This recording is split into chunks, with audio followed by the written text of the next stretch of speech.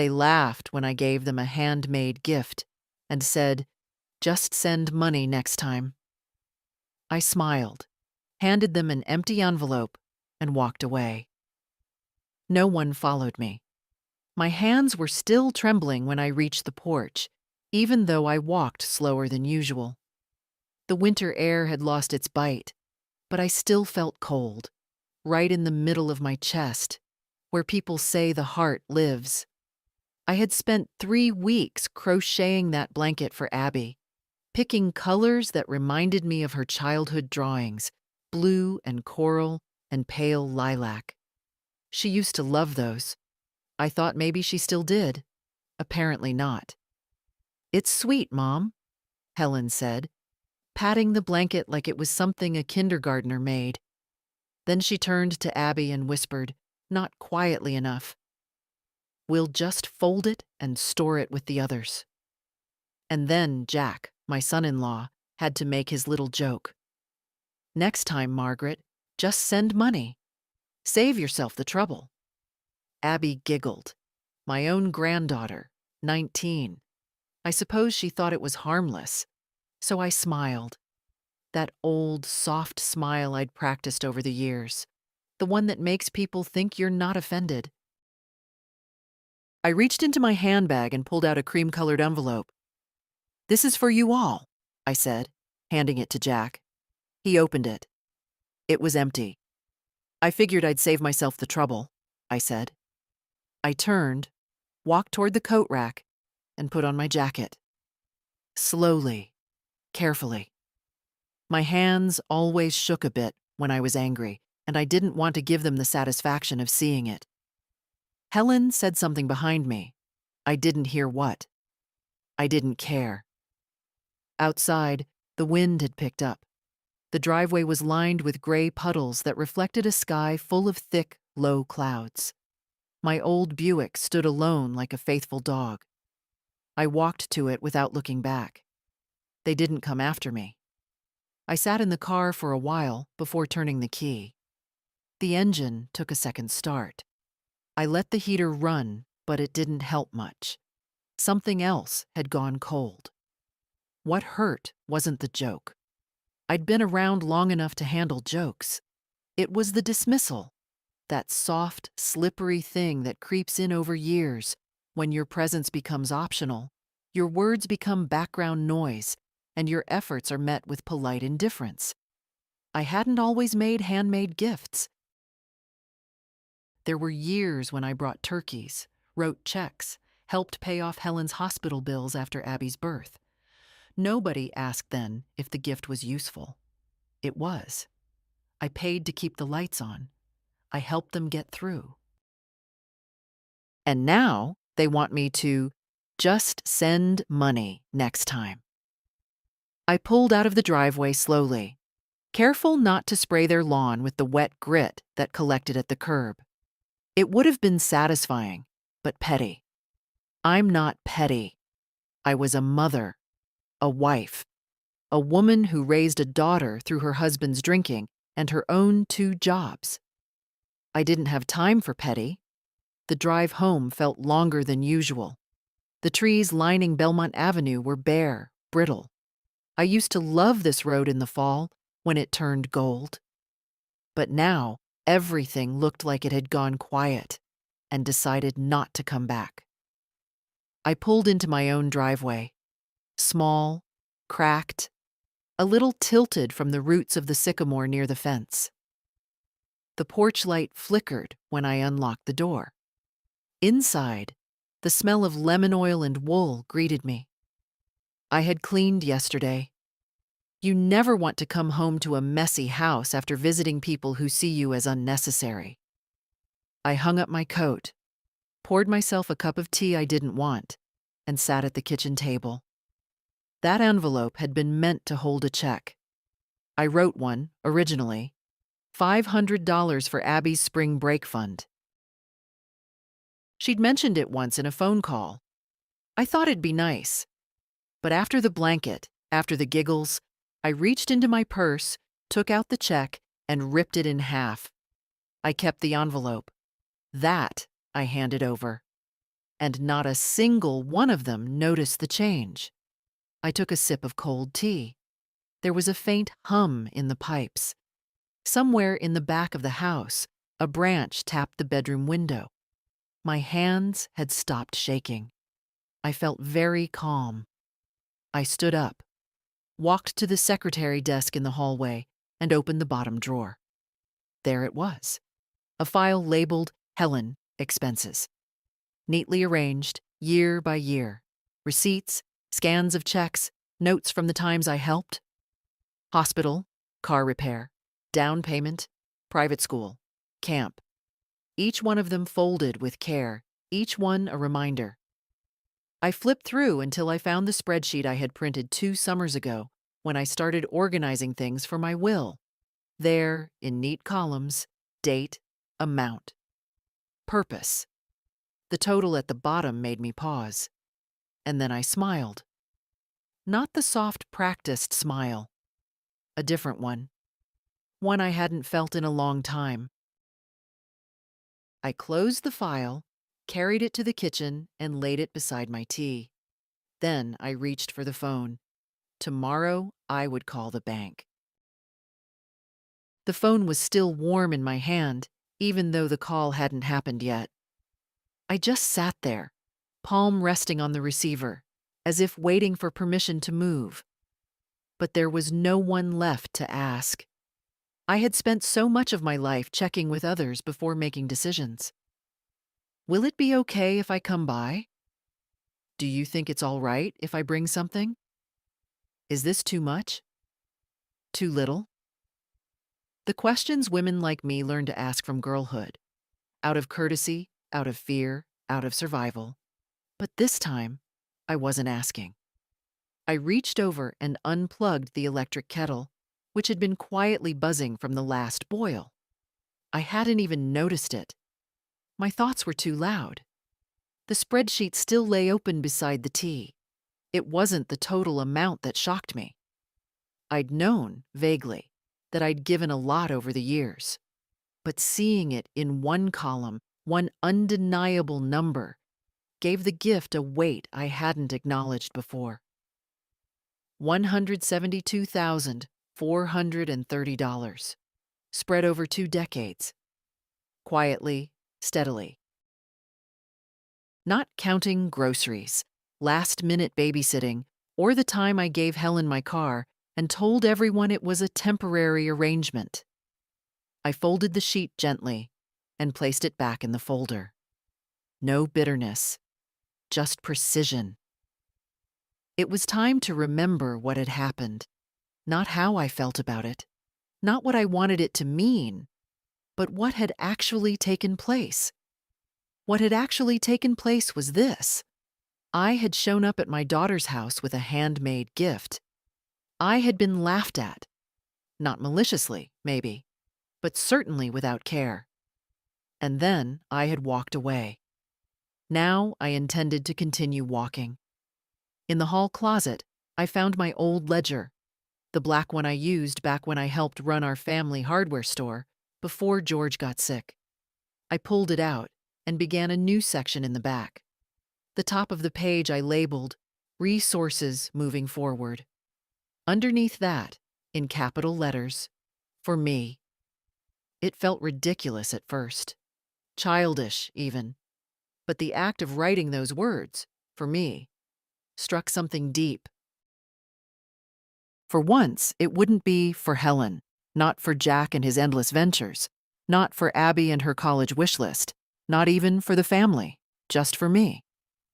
I wrote down what I had in savings, roughly, what I might get from the pension this year, a list of subscriptions I could cancel, a few things I might sell, the treadmill gathering dust in the guest room, the 3 sets of holiday dishes I hadn't used since 2010. And then I added another line, like a whisper to myself, the right to say no. I sat back and stared at it. The most valuable thing I still owned. There was a knock at the door around noon, not Helen, of course. Just the mailman, dropping off catalogs and a water bill. But the sound had stirred something in me. A memory, of when Helen was 9, and I had made her a birthday dress. It was pink and full-skirted, with a little white collar. She had twirled in it for an hour. "You made this, Mommy? With your own hands?" Her voice had been full of wonder. I don't know when that wonder left her. Maybe when she met Jack. Maybe before. Maybe that's what growing up does. It dries the amazement right out of people. But it hadn't dried out of me. Not yet. I stood and walked to the bedroom. My knees ached a little. They always did around this time of year. But I moved with purpose. There, in the bottom drawer of my bureau, was a cedar box. Inside, my small collection of letters, keepsakes, and the ring George gave me on our 25th anniversary. A garnet, surrounded by tiny, imperfect diamonds. Not expensive, but chosen with such care. I slipped it on. I hadn't worn it in years. Back in the kitchen, I sat again, the phone beside me. I took a deep breath, then dialed the number for the bank. The line rang 3 times before a polite voice answered. "Good afternoon. This is Melody at Eastern Trust. How can I help you?" "Yes," I said, my voice steady. "My name is Margaret Bloom. I'd like to cancel some automatic transfers and schedule a consultation." "Of course, Mrs. Bloom. I can help with that. May I ask what types of transfers you're referring to?" "Family support. Personal transfers I set up years ago. I no longer wish to continue them." There was a pause. "I understand. I can suspend them for now, and we can finalize everything when you come in." "Thank you. I'd like to come in tomorrow morning." "Absolutely. I'll put you down for 9:30. Anything else I can help with?" "Yes," I said, almost an afterthought. "Can you also check if I've named anyone with account access or power of attorney?" She typed for a moment. "Yes, ma'am. You have 1 active authorization, your daughter, Helen Carter. Would you like to revoke that?" I looked out the window. The sky had cleared. A band of light had cut through the clouds and landed on the neighbor's fence, the same fence George helped build when their old Labrador kept escaping into our yard. "Yes," I said. "Revoke it." Another pause. "Understood, Mrs. Bloom. We'll prepare the documents for you to sign in person." After I hung up, I sat still for a long time. I felt no elation, no anger, just a strange, settled quiet. The kind that comes not after a storm, but before. The kind that says, "You've changed course." The next morning, I woke up before the alarm. My room was still dark, but I could feel it. That slight charge in the air when you know the day is going to be different. I lay there for a moment, watching the slow crawl of dawn through the curtains. No aches yet. No regret either.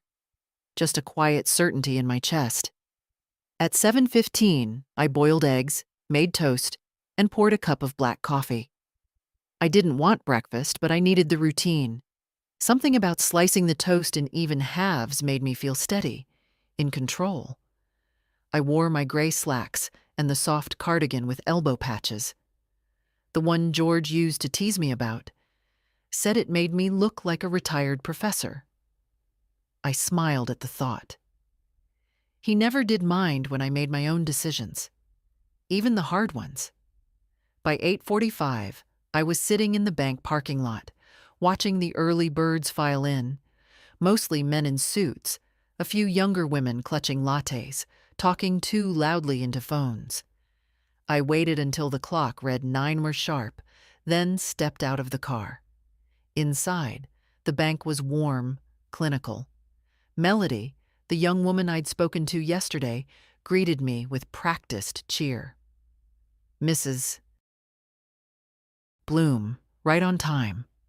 She led me into a small office with glass walls and offered me tea, which I declined.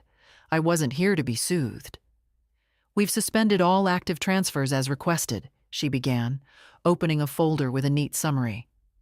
"Would you like to review them before final cancellation?" I nodded, and she slid the papers across the desk. There it was in black and white. Monthly transfers to Helen's mortgage, quarterly deposits into Abby's education fund, Jack's business loan repayments that never came back, but somehow I still serviced the interest. "Cancel all of them," I said. "All right. We'll require a signature on each page." I signed carefully, without rush. Each name I saw brought a memory, some warm, some sharp. But I didn't stop. "And this," Melody said, placing a new document in front of me. "Revocation of power of attorney. Once signed, your daughter will no longer have access to any of your accounts." "Good," I said. "That's what I want." After I finished, Melody hesitated. "Would you like to assign someone else? A trusted person?" I thought for a moment. "Not for now. If anything happens to me, the bank can follow standard procedures." She nodded and began collecting the paperwork. "You'll receive written confirmation of all these changes within the week. Is there anything else you need?" "Yes," I said. "I'd like to set up a trust account." "For someone specific?" "For my grandson. His name is Benjamin Bloom." She smiled. "That's a lovely name." "He's the only one who visits without asking for something," I said quietly. "And I'd like to make sure he's protected, not used as a messenger or a tool." Melody didn't ask questions. She simply took notes, walked me through the process, and promised to contact the legal department to begin formal drafting. It took just over an hour. By the time I left the bank, the morning had opened into something soft and bright. Not warm, but kind. A little breeze in the trees, a flicker of birds over the telephone wires. On the way home, I stopped by the park. The same one I used to take Helen to as a girl, where she'd scream on the swings and cry when it was time to leave. I sat on the bench and watched two toddlers fight over a toy truck. One of them gave up and waddled to his mother, who opened a bag of crackers without saying a word. Children learn early what's given, what's earned, what's owed. I stayed there for nearly an hour, just watching. Back at home, I changed into my house dress and brewed fresh tea. The quiet felt different now. Not like emptiness, but like space. Room to think. Room to remember. I walked into the spare room, the one they used to call Abby's room, though she hadn't slept here in 6 years, and opened the closet. Inside were boxes stacked neatly, each labeled in my handwriting. Winter, linens, gifts. That last one made me pause. Inside were handmade items I'd made over the years. Sweaters too big, scarves too bright, wooden toys George once helped carve, small picture frames I painted with leftover nail polish, gifts nobody ever wanted, but that I couldn't bear to throw away. I sat on the floor and took out the blanket, the one they had laughed at. It was still soft, still beautiful in its way. Crooked stitches maybe, but full of care. I folded it gently and placed it in a bag, along with a few other things. I would take them to the community center next week. There were always young mothers there, families who had little, but knew how to say thank you. That night, I didn't cook dinner. I opened a can of soup, lit a candle, and sat at the table with my tea. Not out of sadness. I just didn't feel like performing. I was done performing. The phone rang once around 7:30. I let it go to voicemail. Probably Helen. Probably wondering why the mortgage hadn't gone through. I didn't listen to the message. Instead, I walked to the living room window, pulled back the curtain, and stood there for a while. Outside, the neighbor's porch light flickered on. A cat padded across the sidewalk. The world didn't change because I'd said no, but I had. And that was enough for today. The next morning, I opened the drawer where I kept the documents. It was time to stop guessing and start remembering. Properly. Not the soft-edged memories that come when you're lying in bed, trying not to cry, but the hard ones, the ones with numbers and dates. I pulled out the folder marked Support Helen and Family and laid everything on the kitchen table. Receipts, copies of checks, a few handwritten notes I'd tucked away for just in case. And today was just in case. There was the first transfer, $4,000, from when Jack lost his job in 2003. Just until we get back on our feet, Helen had said. I hadn't asked for details. I just wired it that same afternoon. Then came the common $200 for Abby's braces. Helen was too embarrassed to ask directly that time. She'd said, "We're thinking of delaying the treatment," and left a silence wide enough for me to step in. I did. Again. There was the $500 gift for Helen's birthday that same year, which she said she could really use for groceries. I didn't ask questions. I just tucked the money in an envelope and handed it over during lunch. Then came the bigger ones. The $20,000 down payment for their house. The $8,500 for the kitchen remodel. Jack said it was for resale value. He even drew me a diagram on a napkin. In total, 71 checks over 18 years. None repaid, none even mentioned again. I kept turning the pages. Each one held a little betrayal. I remembered the Christmas when I offered to help buy Abby a laptop for school.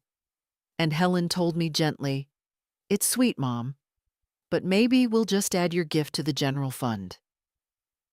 That general fund being the family pot for presents, which I contributed to but never saw.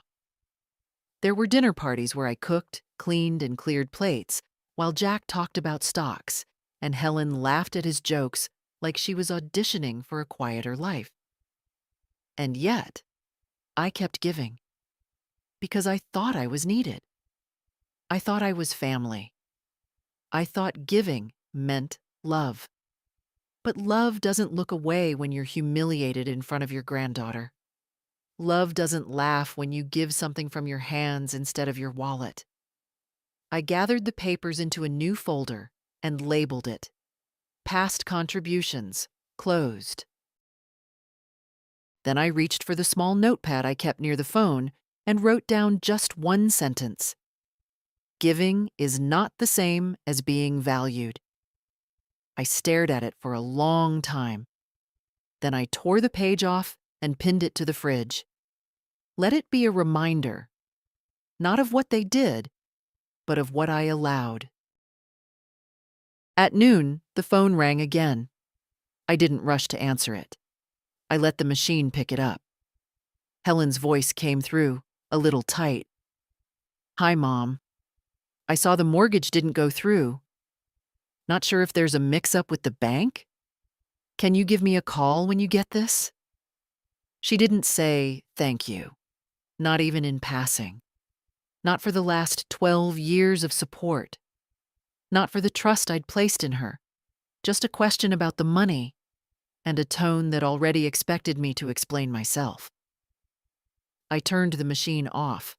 I had nothing to explain. Around 3 o'clock, I opened the hall closet again. This time, I took down a smaller box, one I hadn't touched in years.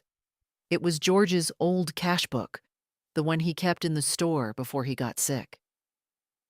I used it once or twice for notes after he passed, then packed it away when Helen said it was morbid to keep it around. Inside were some old receipts from suppliers, a few faded photographs, and one envelope, yellowed with age. I opened it. It was a letter George had written me on our 30th anniversary. Just a simple, clumsy note. He was never one for poetic language. "You're the reason we have anything at all. The reason we've made it this far. I don't say it enough, But I know what you've given up for this family. I see it, even when you think I don't." I sat down with that letter and let myself cry. Not for the humiliation, not for the money, but for how long I'd lived without being truly seen. George had seen me. That's why I never noticed when others stopped. By evening, I felt hollowed out, but clean, like something rotten had been scooped out and thrown away. I made a light dinner, then opened a blank page in my ledger. At the top, I wrote, "Next steps." And then, "Review will call. Francis, lawyer. Open trust for Benjamin inventory valuables. Cancel grocery card. Helen uses remove Helen from insurance." Each line was a step away from dependence. Not mine on them, theirs on me. And then, at the bottom, I added one more.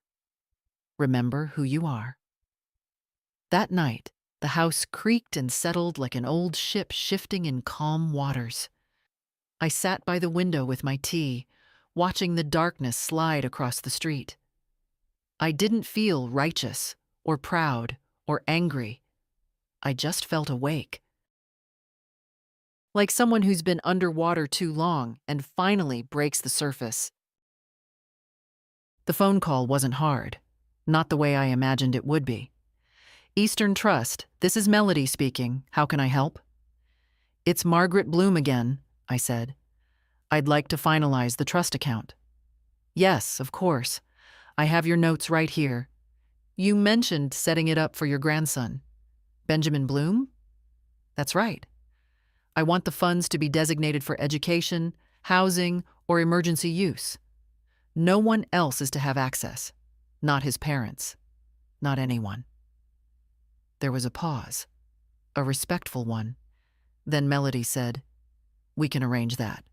Would you prefer it as an irrevocable trust?" "Yes, and I want it to activate on my passing or earlier if I choose, but only by my written consent." She made the arrangements, read everything back to me, and said she'd send a courier with the documents for signature. By the time we hung up, it was still barely noon. The silence in the house had changed. It wasn't thick anymore, not weighted. It was clean, like a room you finally opened the windows in. I stood in the hallway and looked at the family photos. Helen in her cap and gown, Jack holding Abby as a baby, one group shot from a Christmas long ago. Everyone smiling. I reached up, gently removed one frame, and carried it to the bedroom. I didn't throw it away. I wasn't angry anymore. I was just done curating a version of my life that wasn't real. At the back of my closet was an old metal file box. Inside it, the deed to the house, copies of George's will, insurance papers, and my own first draft of a will I'd updated last in 2014, back when Abby was starting high school, back when I still believed Helen would come around. I set the documents on the dining table. Then I called Francis, our lawyer for decades. He picked up after 2 rings. "Margaret," he said, "it's been too long." "It has," I said, "but I need to make some changes." He didn't ask what kind. He knew my voice too well. "Come by Monday?" "I'd prefer sooner." "How about tomorrow morning?" "Perfect." When I hung up, I felt the way I used to feel after paying off a big bill. Lighter, steadier, ready to sleep through the night without that tightening in the chest. At 3, the mail came. Mixed in with the grocery circulars and a donation request from the firehouse was a pale blue envelope with Abby's handwriting. Inside was a thank you card.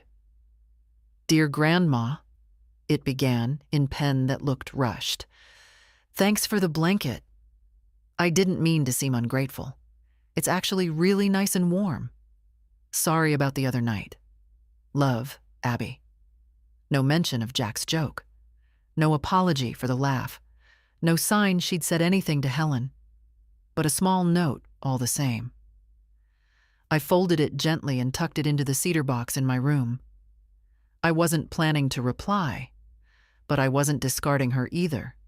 She was still young, still learning what it means to see people fully, or fail to. By evening, the house had taken on its usual hush. Outside, the wind moved softly through the hedges. Inside, I turned off the lights room by room, letting the quiet follow me like a soft shawl. The phone rang once, around 6. I didn't answer. A message beeped. Helen's voice. "Mom, I don't know what's going on, but I need you to call me.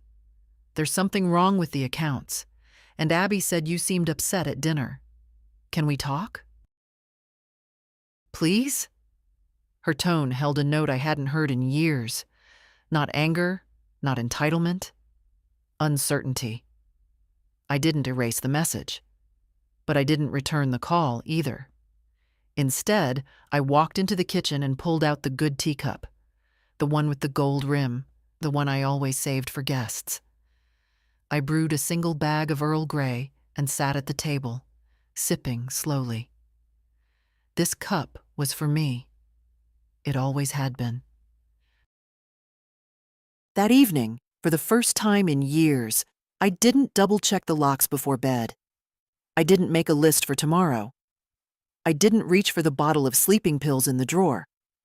I simply turned off the lamp, got under the quilt, and closed my eyes. And I slept. Deep, clean sleep. The kind that doesn't come often in old age. Not because of the body, but because of everything else. Regret. Obligation. The unfinished list of things you're supposed to tolerate. In the morning, I sat in the kitchen with a bowl of oatmeal and honey, listening to the soft hiss of the kettle. There was no anxiety in my chest, no anticipation of a knock on the door, or a phone call that would pull me back into the role I'd finally walked out of. Instead, there was calm, and quiet, and something that felt like freedom. I picked up the newspaper and actually read it, not just skimmed for obituaries or coupons. I took my time. The sun slanted across the table. Dust floated in the air like tiny dancers. The phone stayed silent all morning. No reminders from Helen. No guilt-tinged voicemails. Just silence. Around lunchtime, I baked a peach cobbler. Not because someone was visiting, not for a holiday, not because Abby requested it for a school fundraiser. I baked it because I felt like tasting something warm and sweet. I took out my good china and served a piece on the plate with the tiny lavender rim. The one Helen always said was too delicate for guests. Delicate, maybe, but strong enough for me. While the cobbler cooled, I returned to my ledger, the one I'd started earlier in the week. On a new page, I wrote in block letters, things I've done without applause. I didn't write it out of resentment. I wasn't keeping score. I wrote it as proof. Proof to myself that I existed before the guilt, that I had done more than fill gaps and smooth edges. I wrote, paid for Helen's wedding in full, $18,000. Took care of Abby for 3 summers while they traveled. Covered 3 emergency car repairs. Sat beside George through every chemo appointment. Ran the store alone for 2.5 years. Sewed Helen's first suit for her job interview. Walked into the school to defend Abby when she was wrongly suspended. Paid for Jack's mother's funeral when they couldn't afford it. Never asked for a penny back. By the time I finished, the list filled 2 pages. I read it once, folded it, and placed it in the file labeled Legacy. I didn't need applause, but I would not erase the record. In the afternoon, I walked to the mailbox. The sky had turned a soft gray and a wind was kicking up. I wrapped a scarf around my neck and felt the slight pinch in my hip as I stepped off the porch. The old pain, but dull now. Manageable. The mail was light. A few ads, a coupon booklet, and a letter from the bank confirming the creation of Benjamin's trust. I stood in the driveway, reading it carefully. Everything was just as I'd arranged. The restrictions, the terms, the designated triggers. My signature printed clearly at the bottom. Not Helen's, not Jack's. Mine. Inside the house, I put the letter in the active folder and made myself a cup of tea. The clock said 3:12. I used to be preparing dinner by now, calculating when Jack would get off work, whether Helen would bring groceries, what Abby might eat or refuse to eat. But today, I made a sandwich. Toasted bread, a single slice of cheese. No performance, no pressure. As I sat at the table, my eyes wandered to the far corner of the room, to the sewing machine. I hadn't touched it since Abby turned 15. She used to sit beside me on Saturdays, watching with those wide, patient eyes. I stood up, walked over, and lifted the dust cover. The machine was still smooth under my fingers, familiar, ready, and so was I. It was Benjamin who knocked on my door that Saturday morning. No warning, no text. Just that light, almost shy tap I'd know anywhere. I was in the garden, pulling out the stubborn little weeds between the flagstones, when I heard it. He was taller than the last time I saw him. Not by much, but enough. 17, thin in that way boys are right before they turn into men. His hoodie was 2 sizes too big, his shoes muddy, but his smile was real. "Hi, Grandma." "Ben," I said, brushing dirt from my gloves. "Come in, sweetheart." He followed me to the kitchen, where I washed my hands and put the kettle on. He didn't say much at first, just sat at the table like he'd done 100 times before, fiddling with the chipped edge of the placemat. "I was in the neighborhood," he said finally, a little too casually. I nodded. "That why you brought my favorite lemon cookies?" He laughed, pulling the box from his backpack. "Okay, you got me." I placed the cookies on a plate and poured the tea. We didn't talk right away. We never had to. That was the thing about Benjamin. He never filled silence just to fill it. He let it breathe. After a while, he said, "Mom's freaking out." I didn't flinch. I added a bit of honey to my cup. She said something about the bank. Jack was pacing. "They think something's wrong with your accounts, but you're not calling back." "They're right," I said simply. Something changed. He looked at me, waiting. "I canceled everything, Ben. Every automatic transfer. Every quiet little support system I'd kept running like an invisible hand under their house." His mouth parted just slightly. "All of it?" "All of it." He sat back in the chair, eyes scanning the room like he was absorbing the news from the wallpaper. "I don't blame you," he said finally. I looked up. His voice was low, but steady. "They talk about you like you're a resource, not a person. I mean, they care, in their way, but their way isn't mine anymore," I finished. He nodded. "I never laughed at the blanket," he added suddenly. "I didn't know you made it until Abby said something later. I thought it was store-bought. It was that good." My chest tightened, but I didn't cry. Instead, I stood, walked to the hallway, and returned with a small parcel wrapped in brown paper. "This is for you." He looked surprised, like he wasn't sure if he was supposed to open it right away. "It's okay. Go ahead." He unwrapped it carefully. Inside was a scarf. Deep navy with a dark red stripe at the end, like the ones George used to wear. "You remembered my favorite colors," he said softly. "Of course I did." He held it like it was something fragile. We sat there a while longer, talking about school, about the college applications he hadn't told his parents about yet, about a girl named Nina who liked old movies and never made fun of his stutter. Before he left, he hugged me tight. Not a polite hug, a real one, arms around the shoulders, chin resting near my temple. "You're the only person who listens," he whispered.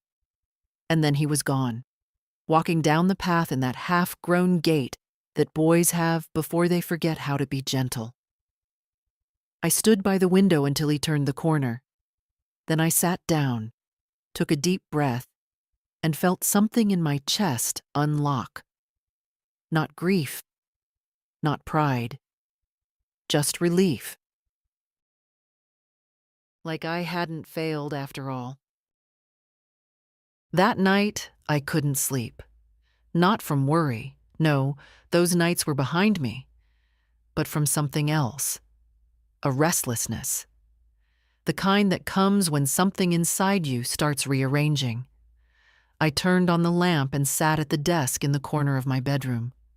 For years, that desk had been little more than a place for utility bills, expired coupons, and birthday cards that no one opened properly. Tonight, it felt different. I took out a sheet of paper, the good kind, the one with the soft edges, and my favorite pen, and I began to write. But not to them, to myself. Dear Margaret, it's about time someone asked you how you're doing. You've spent over 4 decades showing up. As wife, mother, grandmother, fixer of things no one knew were broken. You cooked meals no one thanked you for. You paid bills they never saw. You held silence like it was your duty. You thought being good meant being needed. You thought being loved meant being useful. You were wrong. You are not a transaction. You are not a background figure in their lives, stepping forward when convenient and retreating when you've served your purpose. You are not just a grandmother. You are not just anything. You are the woman who built a home from grit and patience. The woman who stayed up nights sewing dresses and solving crises. The woman who went unnoticed, not because she was invisible, but because she was reliable. And now? Now you are done being quiet. You are allowed to ask for respect, not in return for favors, not as repayment, just because you're still here, and that's enough. You are allowed to stop giving. You are allowed to keep what's yours. You are allowed to be selfish with your peace. You are allowed to take up space. Love yourself. I set the letter aside and stared at it for a long time. Then I folded it in thirds, slid it into an envelope, and tucked it in the drawer beneath my socks. I didn't need anyone to read it. It had already done its job. By morning, the restlessness had passed. My body moved slower, always did after a night without sleep. But my mind was clear. I spent the afternoon sorting books. Not for anyone else, not to donate, just for me. I wanted to make space on the shelves for things I actually wanted to reread. The cookbooks went into a box. The parenting guides, long obsolete, went into the garage. And on the top shelf, I placed the old poetry volumes George gave me before we were married. They'd been gathering dust behind the tax folders. It was time to bring them back. That evening, I made soup. Real soup, not from a can. Lentils and carrot and rosemary, the kind that takes time but asks nothing else. When I sat down to eat, the house was quiet in a different way. Not empty, not echoing, just still. The phone rang twice that night. I didn't answer. Let them sit in the silence now. Let them wonder. This time, the silence belonged to me. They arrived unannounced. Of course they did. It was just after 11 on a Tuesday morning. I'd been outside trimming the hydrangeas when I heard a car pull up. Not the postman, not a neighbor. Helen's SUV. And Jack, stepping out behind her. She didn't bother knocking. Just opened the gate and came up the path like it was still her house. Still her schedule, still her rhythm that ruled mine. I stayed by the bush, pruning shears in hand, waiting. "Mom," she said, voice flat but urgent. "We need to talk." Jack hovered behind her, his face stiff with performance. No smile, no warmth, just tension. I nodded toward the porch. "I'm listening." They exchanged glances. Helen wanted to come in. She expected it. But I didn't move toward the door. I stood where I was, among the clippings and soil. "Can we go inside?" she asked. "No." The word surprised even me. Not because I didn't mean it, I did, but because it came so effortlessly. No apology, no softening, just no. Helen crossed her arms. "Fine." She exhaled sharply. "There's been a problem with the mortgage. The bank says the auto payments have been canceled." "They have," I said. "Well, why?" Jack stepped forward. "You could have at least given us notice." I looked at him. "You've had notice for 20 years. He blinked. "What's that supposed to mean?" "It means," I said calmly, "that every time you asked for help, I gave it. Every time you didn't ask, but left space for me to offer, I filled it. Mortgage, education, groceries, vacations, car repairs, remodels, tuition, insurance, interest on Jack's failed startup." "That wasn't a failure," he started, but Helen cut him off.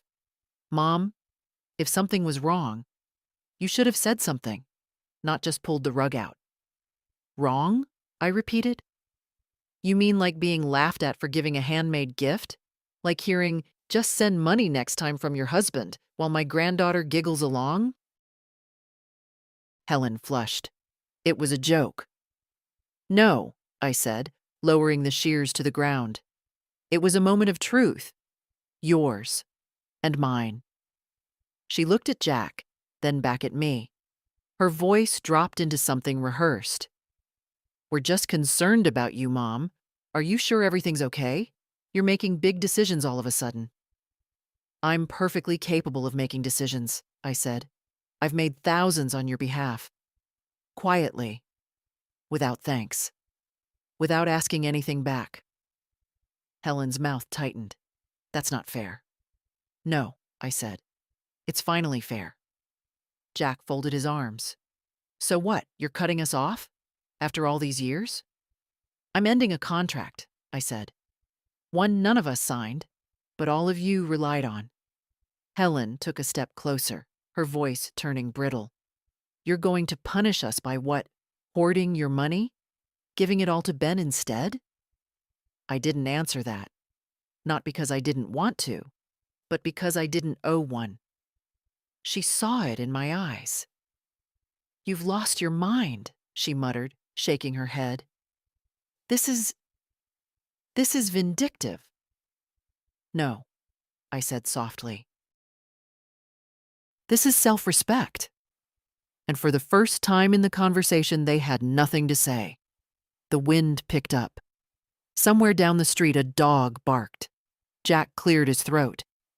"You'll regret this." I met his gaze. "I already regret what I gave without boundaries. That ends now." Helen's face hardened. She grabbed Jack's sleeve. "Come on." They turned and walked back to the car, steps stiffer than when they'd arrived. I didn't watch them drive away. Instead, I bent down and picked up the fallen clippings, one by one, and carried them to the bin. The way I used to clear the table after they left on Sundays, all their dishes half-eaten, their voices still echoing. But now, the clearing was for me. This time, I chose what stayed. Francis greeted me at the office door with the same half-smile he'd had for decades, one part lawyer, one part old friend. "Margaret," he said, extending a hand, "you look determined." "I am." His office smelled faintly of cedar and something older. Paper, maybe. The place hadn't changed since the 90s. Same wooden blinds, same framed degrees, Same dusty photo of his golden retriever on the windowsill. I sat across from him and placed the folder on the desk. I'm ready to change the will? Francis nodded, already pulling out the updated template. All right. I have your previous version here. Everything's still going to Helen and Abby, correct? No, I said. Not anymore. He paused. All right. Who are the new beneficiaries? I looked him in the eye. Benjamin. And a few institutions. A shelter. A library. The Historical Society, if they'll have it. He didn't react, just started writing. No conditions, I added. No letters of apology required. But no access for Helen. Not through him. Not at all. Francis nodded. Understood. And the house? Leave it to Ben if he wants it. If not, it can go to auction. But I don't want Jack's name anywhere near it, not even in conversation. Francis allowed himself a small smile. Noted. We went through the paperwork line by line. It wasn't emotional. It was administrative, like spring cleaning for the soul. When we finished, he handed me the pen. Are you sure? He asked, as the lawyer always must. I didn't hesitate. Absolutely. I signed. He notarized. That was it. My entire life rewritten in 20 pages and 2 signatures. As I stood to leave, Francis reached into his drawer and pulled out a folder. I kept something, he said. A letter George left with the first version of your will before he got sick. He asked me to give it to you someday if I felt the time was right. I took it slowly, hands suddenly unsteady. At home, I didn't open it right away. I made tea first. I sat in the same chair I'd nursed George in when the pain got bad, when the words ran out. And then, carefully, I unfolded the envelope. Maggie, it began. Only he called me that. If you're reading this, you've probably done something brave. Something no one else noticed, but I knew you would. You always did what was hard. I hope you're doing it again, not for me, not for them, but for you. I didn't finish the letter in one sitting. I folded it, set it beside my tea, and sat very still. For the first time in many years, I felt like I had someone beside me again, not to rescue me, just to witness. That night, I slept without a single dream. And when I woke the next morning, the sun had shifted just a little further across the bedroom wall, the quiet sign of time moving, yes, but also of something better. A life beginning to tilt, finally, toward balance. Lorraine showed up with lemon bars and that look on her face, the one that meant she'd heard something. She didn't wait to be invited in, just stepped across the threshold like she had every right, which she did. We'd been friends since 1978, when she caught me crying in the grocery store over a jar of pickles. George had forgotten our anniversary, and I hadn't said a word. Not to him, not to anyone. But Lorraine saw it anyway. She always did. I heard Helen came by, she said now, setting the Tupperware on the table. She did. And I didn't let her in. She smiled then, not smug, just satisfied, like something long overdue had finally happened. Well, praise be.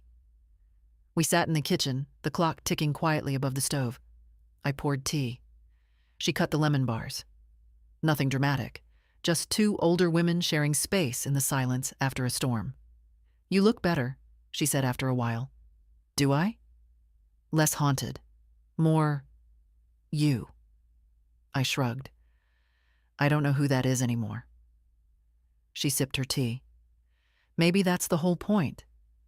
Maybe you get to decide now. We didn't talk about money. Lorraine had always kept her opinions on Jack and Helen quiet, until now. You know, she said, I was always afraid you'd never draw the line, that you'd die with a polite smile and a depleted account, Would've, maybe, I said. But something snapped. No, she corrected. Something healed. I nodded, slow. That was closer to the truth. We talked about ordinary things after that. A new neighbor down the street, the pothole near the pharmacy, the bird feeder she hung last week. It felt good to speak without explaining, without being pulled back into roles I didn't want anymore. When she left, I stood at the porch and watched her walk down the path. She turned back once. "Don't answer if they call," she said. "Let 'em sit in their mess." I smiled. "You think I've come this far to go soft now?" She winked. "Just checking." After she left, I went back inside and opened the sewing cabinet. The navy fabric was still folded from last week. I ran my hand over it slowly. I didn't want to make anything for them. Not anymore. But I did want to make something. For me. A new curtain for the kitchen. A quilt for the back porch chair. Maybe even a dress. One with deep pockets and no apologies. I wasn't sewing for approval. I was sewing because my hands still knew how to make something whole. The garden was beginning to wake up. It started with the crocuses. Small, stubborn things that pushed through the soil with no fanfare. Then the daffodils, bold as always. And the tulips, which never came up quite where I planted them. I spent my mornings out there now. Gloves on, knees in the dirt, back aching just enough to remind me I was still here. Not useful to anyone. Just here. Living. I'd cleared out the dead things. Pruned the roses. Turned the compost. It was quiet work, and it suited me. Plants don't ask for explanations. They don't need you to justify your boundaries. They grow where there's light, and they stop when there isn't. I was learning to do the same. The house had shifted with the season, too. I opened the windows more, took down the heavy drapes and let the air move through the rooms. I didn't realize how long it had smelled like other people, like Sunday dinners I didn't want to cook, like perfumes I didn't wear, like anxiety left behind in the cushions. Now it smelled like lemon oil, soil, and something clean. I moved slowly, deliberately. Rearranged the books. Cleared out the pantry. Donated the things I no longer needed. Helen's untouched wedding china. The second blender I kept just in case. Abby's old recital shoes. Let them start their own collections now. One morning, I painted the porch chair. The same one George used to sit in while pretending to read the paper. I chose a soft, almost blue color, the kind you have to lean in to understand. When it dried, I sat in it with my tea, watching the breeze play through the trees. The sound of leaves brushing together. Not much, but enough. Across the fence, the neighbor's boy rode past on his bike. He waved. I waved back. No one asked for anything. That afternoon, I baked. Just for me. Rhubarb pie, the way my mother made it. Sharp and sweet at once. I ate the first slice in silence. The second with jazz on the radio. And then I did something I hadn't done in years. I danced. Just a little. Just in the kitchen. Barefoot on the cool linoleum. But it was a dance all the same. Not for show. For breath. That evening, I took out George's letter again. Read the last line slowly, like he was whispering it from the other room. You don't have to be the strong one all the time, but when you are, don't apologize for it. I folded the paper and placed it beside my will. Then I stood at the window and watched the first stars appear. I wasn't lonely. I wasn't waiting. I was still. And in that stillness, something was blooming, quiet, steady, and entirely mine. It was Benjamin who called. Not a text, not an email. A real call. the kind where you have to sit still and be present. I was in the garden again, planting herbs this time: parsley, thyme, and basil. George used to joke that I planted like I cooked, with intention, but no precision. The phone rang once, twice, 3 times. I wiped my hands on my apron and answered. "Hi, Grandma," he said. His voice was quieter than usual. Not sad, exactly, just softer. "Hi, love. I just wanted to check on you." I smiled. "That's new?" He laughed. "Yeah, well, things feel different lately." I sat on the porch steps, phone tucked close, the sun warm on my neck. "What's going on?" "They're losing it," he said plainly. "Mom and Jack? Ever since the bank stuff, the trust, your will. They act like you committed a crime. They're not used to hearing no." "No," he agreed. "They're not." There was a pause. "I didn't mean for this to happen," he said. "I didn't want to be in the middle." "You're not in the middle, Ben. You're on your own path. They're just upset it doesn't bend to theirs." He let that sit for a while. "I think I want to move out." My heart didn't jump the way it once would have. I just breathed in and out, careful and calm. "Do you have somewhere in mind?" "There's a place near campus, nothing fancy. A friend of mine's brother's subletting. It's small, but it's mine." "And you can afford it?" "Yeah," he said, then added, quieter, "With the trust?" "Yeah." I didn't say anything. I didn't need to. "Mom said I was being manipulated," he said, almost laughing. "She said you were trying to turn me against her." "And what did you say?" "I said you were the only person who ever told me I didn't owe anyone my peace." My throat tightened. "Ben," I said, steady as I could, "whatever you choose it because it makes you feel strong, not guilty." "I will." He paused again. Then, "Can I come by?" "Always." He came that evening with a small box of books and a second-hand lamp and asked if he could leave them, just for now. I showed him the guest room, once Abby's, now clean, simple, waiting. We sat on the porch and watched the stars come out. "I think Mom's afraid," he said. "Not just of the money, but of what you changed. Like if you can stop giving, maybe she never deserved it." I looked out at the quiet street. Fear makes people selfish, but healing makes them honest. "You think she'll come around?" "I think," I said, "she'll have to decide whether silence is easier than growth." He stayed for pie, took a second slice home. When he left, he hugged me the way he always did. 2 arms, no hurry, no pretense.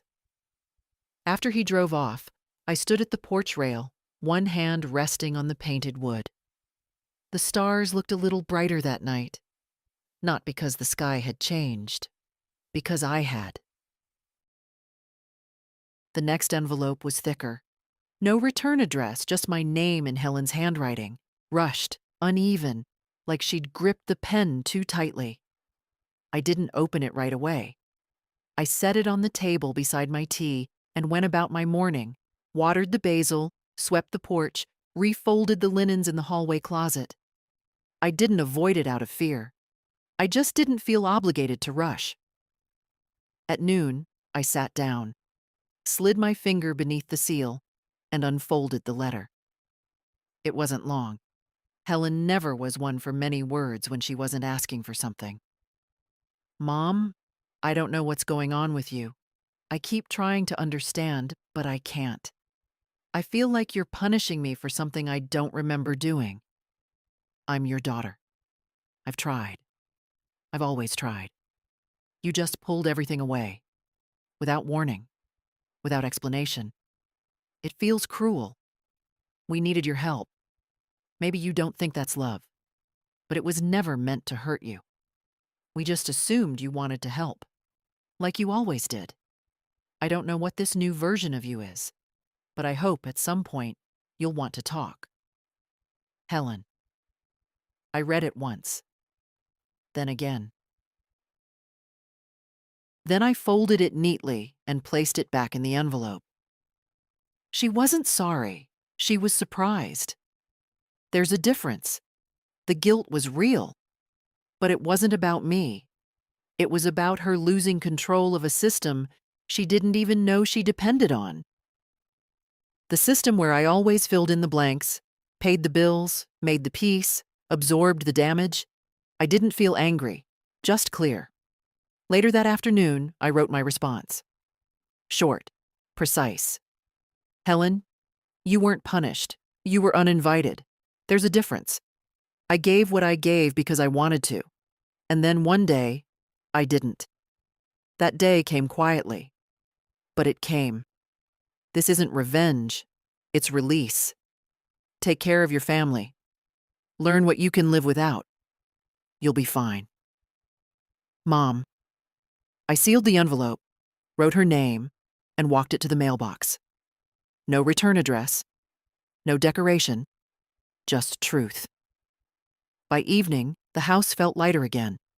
I lit a candle and read from the old poetry book George gave me once, before everything got so loud. The words curled through the room like music. I let them. Just before bed, I passed by the mirror in the hallway. I stopped, looked, not to adjust anything, not to check for flaws, just to see myself. And for the first time in a long while, I didn't see someone surviving. I saw someone home. The days that followed were quiet, not empty, just quiet. I stopped waiting for the phone to ring.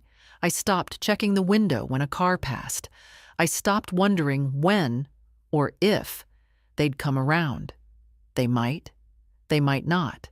Either way, it wouldn't change me. I spent my mornings in the garden, my afternoons with thread and fabric. The quilt on the living room chair was nearly finished now. Deep blues, earthy greens, the kind of pattern you don't notice right away, but can't stop thinking about once you do. I wasn't making it for anyone else. Not this time. This one was mine. Benjamin visited every few days, not because he had to, because he wanted to. Sometimes he brought cookies, sometimes books. Sometimes we didn't talk much at all, just sat side by side on the porch, two quiet souls letting the world be what it was. He'd started looking older, not just in the face, in the eyes. There was something there now. Resolve, direction. You know, he said once, if I ever have a daughter, I'll name her after you. I smiled, brushing dirt from my palms. Don't saddle her with Margaret. He laughed. I mean the spirit. Not the name. He understood more than most people twice his age. One afternoon, I took out the old photo albums, the real ones, not the digital versions they all forgot about. I laid them out on the table and started sorting. What to keep, what to pass on, what to let go of. I kept the ones that mattered, the ones where the smiles were real, the eyes weren't tired, the moments weren't forced. The rest, I tucked away, not in anger, just in honesty. Some memories aren't worth curating. That evening, I sat at the kitchen table with a slice of peach pie and a single candle lit. Not for mood, for memory. George would have liked this part of me, this version. The one who no longer asked permission to be herself. I could almost hear his voice. Took you long enough, Maggie. He was right, but I got here, and that counts. The next day, I finished the quilt, folded it neatly, placed it on the chair. Then I walked to the window, looked out over the yard, and let myself feel everything. The grief of wasted years, the power of reclaimed ones, the steady, unspectacular grace of still being here. They say you can't choose your family, but you can choose your boundaries. You can choose where the giving stops and the self begins. You can choose what to carry and what to finally set down. And if you're reading this, wondering if it's too late to change, to pull back, to say no, it's not. Not if you're still breathing, not if your hands still work, not if you can still stand at the window and say, "This space is mine now." So take it, own it, and when you're ready, not a minute before, start again. But this time, for you. If this story stirred something in you, if you saw yourself in even a small part of it, share it. Leave a comment. Tell someone. Or just whisper to yourself, "I'm allowed." Because you are. Always have been.